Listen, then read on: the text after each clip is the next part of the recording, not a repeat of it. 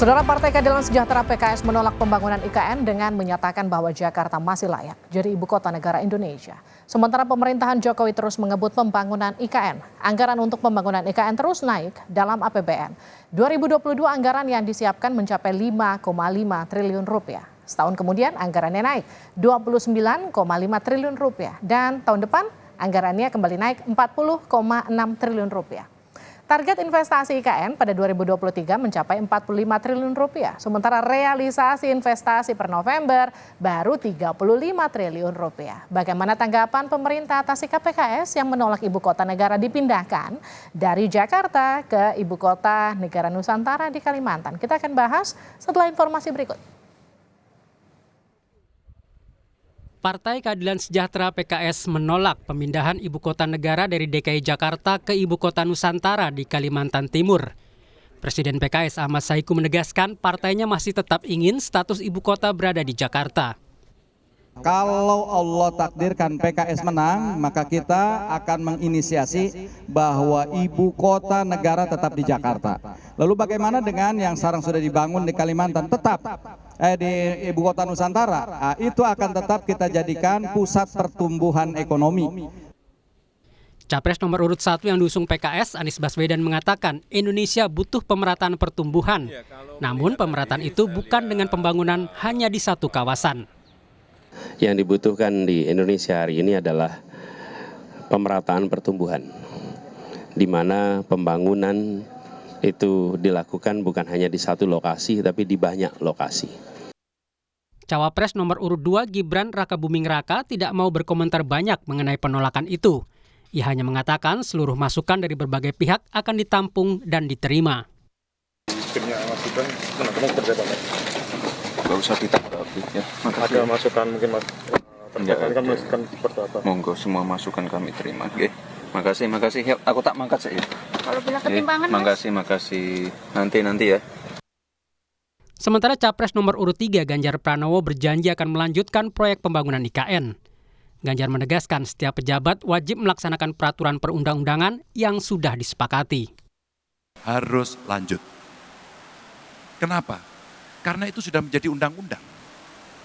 Kalaulah kemudian ada sesuatu yang hari ini kurang, maka kalau Prof. Mahfud bilang tadi, oke, kita perbaiki. Kalau ada sesuatu yang sudah berjalan, cepat kita dorong. Karena sudah menjadi undang-undang. Koordinator Staf Khusus Presiden Joko Widodo Ari Dwi Payana menyebut pernyataan PKS hal biasa di masa kampanye. Ari mengatakan pembangunan IKN sudah menjadi kesepakatan politik dan telah diatur dalam undang-undang. Pendapat politik, janji politik itu pasti akan muncul ya dalam masa kampanye pemilu. Tetapi yang kita harus ingat bahwa sudah ada kesepakatan politik yang terkait dengan undang-undang IKN. Ibu kota Nusantara dibangun di Kabupaten Kutai Kartanegara dan Kabupaten Penajam Pasir Utara, Kalimantan Timur. Berdasarkan Undang-Undang IKN, disebutkan wilayah daratan seluas kurang lebih 256.142 hektar dan wilayah perairan laut seluas kurang lebih 68.189 hektar. Sementara anggaran untuk pembangunan IKN terus naik dalam APBN. Pada 2022, anggaran yang disiapkan mencapai 5,5 triliun rupiah. Setahun kemudian, anggarannya naik menjadi 29,5 triliun rupiah. Dan untuk tahun depan disiapkan anggaran 40,6 triliun rupiah. Otoritas IKN terus mengebut pembangunan di IKN, tak hanya infrastruktur yang dibangun, tapi juga mencakup pembangunan sumber daya manusianya, sehingga bisa menyaingi kota-kota dunia. Tim Liputan Kompas TV. Presiden PKS Ahmad Saiku menolak pembangunan IKN dengan menyatakan bahwa Jakarta masih layak jadi ibu kota negara Indonesia. Apa alasannya? Bagaimana tanggapan dari pemerintah? Kita akan bahas dengan tenaga ahli utama KSP Johannes Joko dan juru bicara PKS Pipin Sofyan. Kang Pipin, Pak Johannes, selamat malam. Ya, selamat malam Mbak Livia. Selamat malam Mas Pipin. Assalamualaikum warahmatullahi wabarakatuh. Waalaikumsalam warahmatullahi wabarakatuh. Selamat malam. Saya ke Kang Pipin dulu. Jadi apa alasannya PKS menolak IKN? Ya, alasannya karena PKS kami ya memperhatikan semua masukan aspirasi dari masyarakat tentang apakah benar ibu kota negara yang baru itu harus dipindahkan dan apakah benar itu akan menyelesaikan persoalan yang saat ini dihadapi oleh rakyat Indonesia. pertanyaan-pertanyaan kritis seperti itulah yang ditampung oleh pimpinan PKS yang kemudian akhirnya memutuskan bahwa sebetulnya kalau kita melihat bagaimana kondisi rakyat Indonesia saat ini pasca pandemi COVID, banyaknya PHK, banyaknya orang yang tidak punya pekerjaan, pengangguran semakin meningkat, gizi buruk juga semakin meningkat, sistem kesehatan juga kita tidak baik, sembako juga banyak yang malah naik, emak-emak mempersoalkan itu. Sehingga pada satu kesimpulan, kok pemerintah saat ini sibuk sendiri ya ngurus pembangunan IKN itu.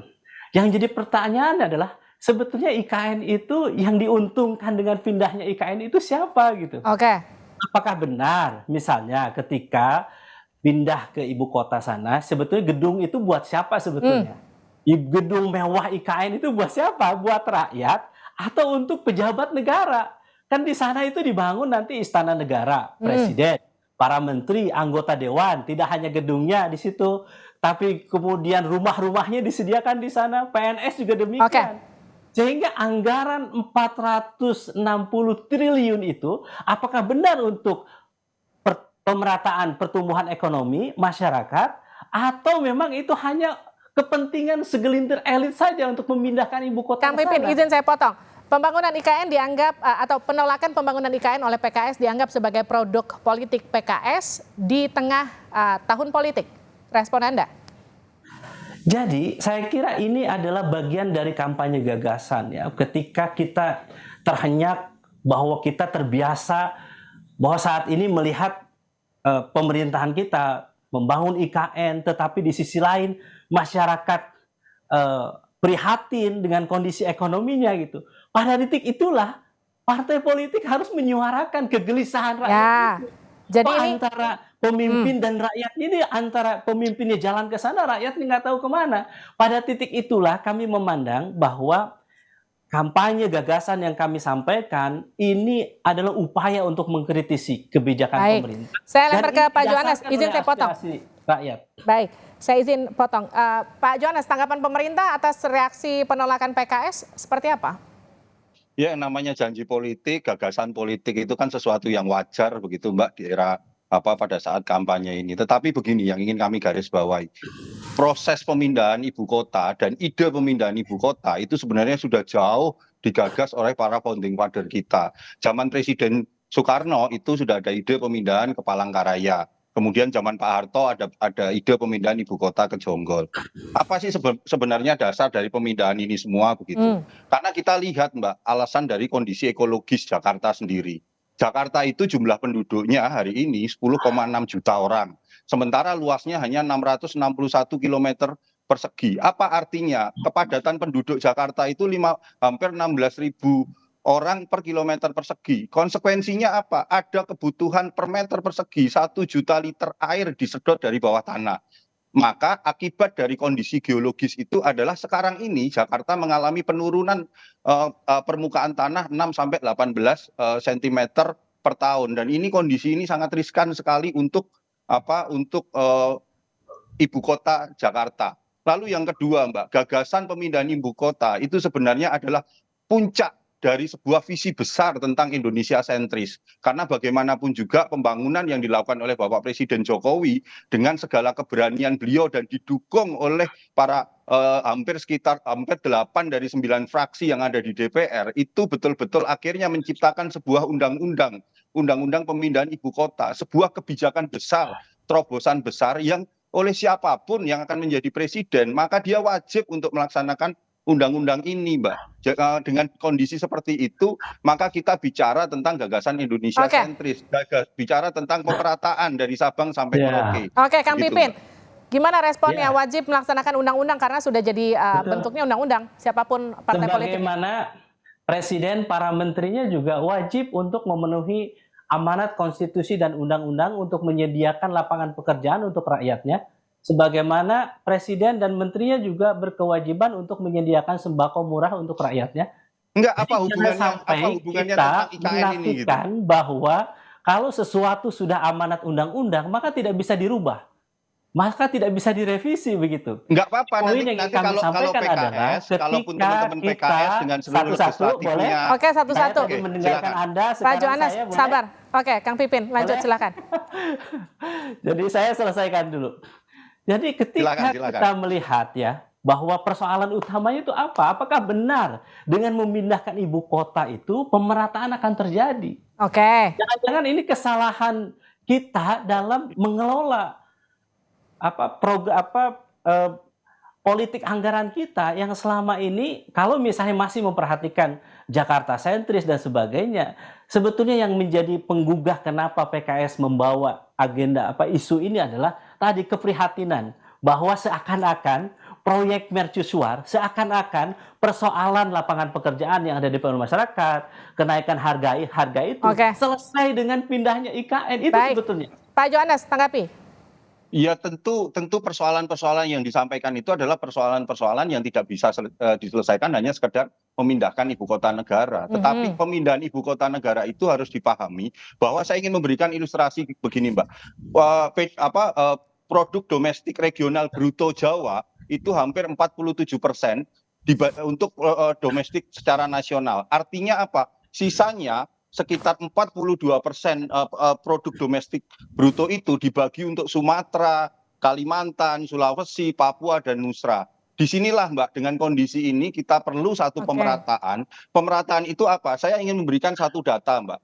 Dengan pemindahan ibu kota negara, jangan itu hanya dilihat sebagai pemindahan kantor presiden, kantor menteri, tetapi ada kurang lebih sekitar 200 aparatur sipil negara yang sekarang tinggal di Jakarta. Dia nantinya akan membuka akan terbuka lapangan itu di ibu kota negara yang baru. Berapa jumlah total untuk gaji pegawai aparatur sipil negara itu?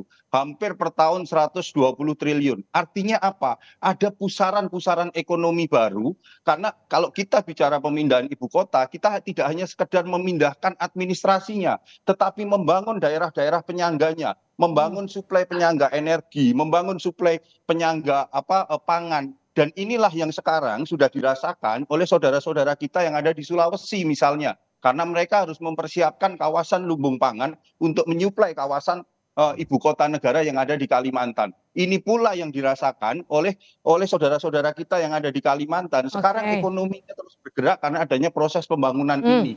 Itulah gagasan untuk melakukan pemerataan pembangunan di seluruh Indonesia, karena gagasannya kita sudah tidak bisa lagi Jawa sentris, tetapi harus menggagas Indonesia sentris. Dan inilah keberanian Presiden Jokowi untuk mengambil terobosan itu. Baik, jadi saya kira ya yang kita lihat adalah bahwa ketika memang itu sudah dibangun gitu ya, kita ingin membangun bagaimana 14 kota besar baru untuk pertumbuhan ekonomi, green economy. Jadi saya kira insya Allah tidak akan mubazir apa yang sudah dibangun saat ini ketika nanti ada perubahan kebijakan pemerintahan ke depan. Tetapi sekali lagi ini adalah baru usulan atau kampanye gagasan dari PKS, dan kami memandang bahwa bukan itu solusi untuk bagaimana pemerataan itu. Jadi saya membayangkan di negara-negara lain juga sama sebetulnya. Konsekuensi dari pindah ibu kota itu apa di negara-negara lain tuh? Banyak yang menjadi kota hantu. Yang kedua menjadi mahal, ya. Kemudian hanya untuk kelompok elit saja yang tinggal di sana.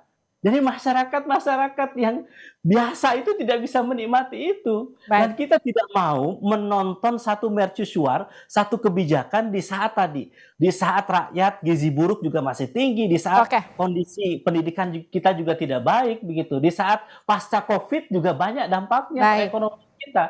Pada titik itulah kami ingin menggugah bahwa kebijakan itu tidak tepat dan kami berikan solusinya. Lebih baik kita bangun 14 kota baru yang awalnya kecil menjadi menengah jadi besar. Sehingga pemerataan pembangunan itu bisa terjadi. Terima kasih Kang Pipin, terima kasih juga Pak Johannes sudah bergabung bersama kami di Sapa Indonesia Malam. Sehat-sehat selalu. Terima kasih Mbak Livia. Terima kasih Mas Pipin. Oke, selamat. Waalaikumsalam.